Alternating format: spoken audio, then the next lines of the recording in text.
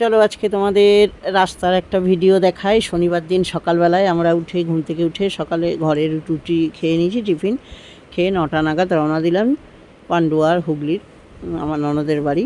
ওখানে বাড়ির ভিতরে তোমাদের কিছুই দেখাবো না, কেন সবাই তো ভিডিওর সামনে আসতে পছন্দ করে না।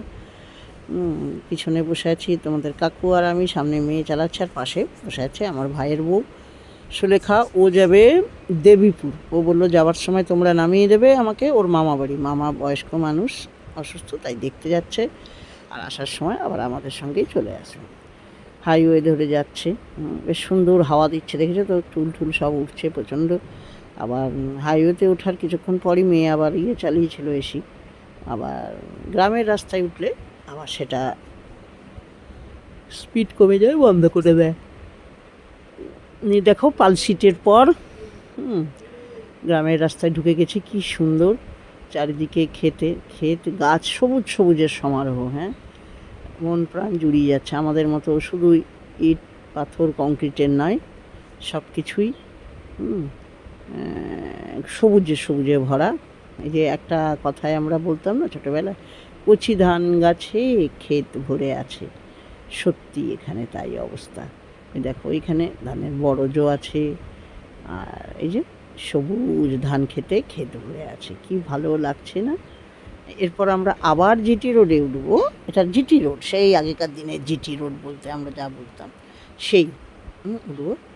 চলো যাচ্ছি। রোদও উঠেছে। হ্যাঁ, যতই এসির মধ্যে বসে থাকি না কেন, রোদ উঠেছে। যে সুলেখার বাড়ির মামা বাড়ির সামনে চলে এসছে, ও দেখিয়ে দিচ্ছে যে এখানটায় নামিয়ে দাও, আবার আসার সময় এখানটাতে উঠবো। এটা দেবীপুর। এই যে ও নেমে যাচ্ছে।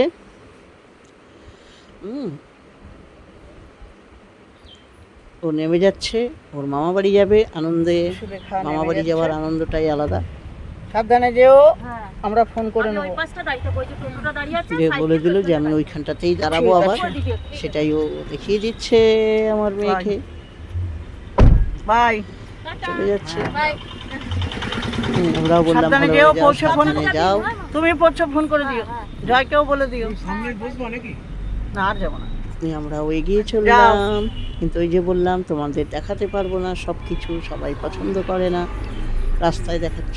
এবার সব এখন সামনে ইলেকশন আছে, তার প্রচারে সব বেরিয়েছে, বিভিন্ন পার্টির মিছিল দেখছে। তবে এরকম বেলুন নিয়ে মিছিল আমি কখনো দেখিনি, তাই এটা একটু তুলে নিলাম। তোমরা কেউ দেখে থাকলে একটু কমেন্ট করে জানিও। আমি তো ভেবেছি কোনো অন্নপ্রাশন বা জন্মদিনের কিছু যাচ্ছে, তারপরে বুঝলাম যে না, এটা ভোটের প্রচার যাচ্ছে। আমি কিন্তু কোনো ভোটের কোনো দলকে, রাজনৈতিককে প্রচার দেখাচ্ছি না। এটা রাস্তায় পড়লো তাই তোমাদের দেখালাম নতুনত্ব বলে। এবার চলে এসেছি, ওয়েট করে আছি যে আমি একটু মিষ্টি নিয়ে আনতে গেছে। আমরা মিষ্টি নিয়ে বসে আছি। যে ওই যে গান চলছিল বলে এগুলো সব বন্ধ করে দিতে হলো, মিউট করে আবার আমি নতুন করিয়ে দিলাম।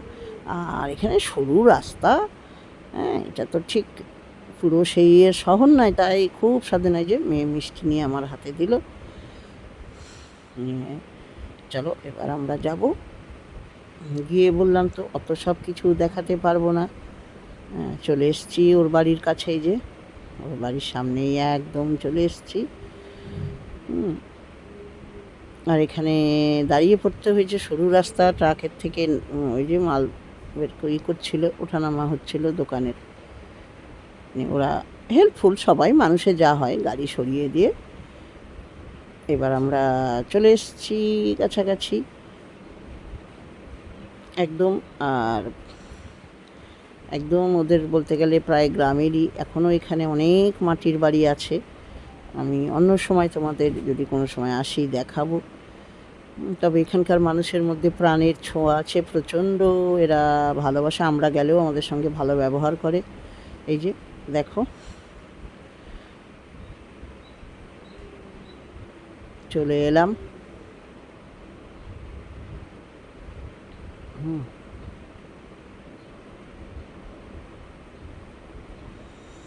এই যে একদম ডান দিকে ঢুকে যাচ্ছি। আমার ননদের বাড়ি খুব ভালো, কিন্তু জায়গাটা গ্রাম। আমি তোমাদের খালি রাস্তার ভিডিওই দেখাবো, ওদের বাড়ির কিন্তু কিছুই দেখাবো না, ওদেরকেও কিছু দেখাবো না, তোমরা কেউ কিছু মনে করো না। দূর থেকে বাড়িটা দেখাবো। এই যে চলে এলো বাড়ির সামনে, ওই যে ওইটা ওদের বাড়ি। এরপরেই দেখো এই যে গেট খুলে দিয়েছে, তো আমরা ঢুকে যাচ্ছি।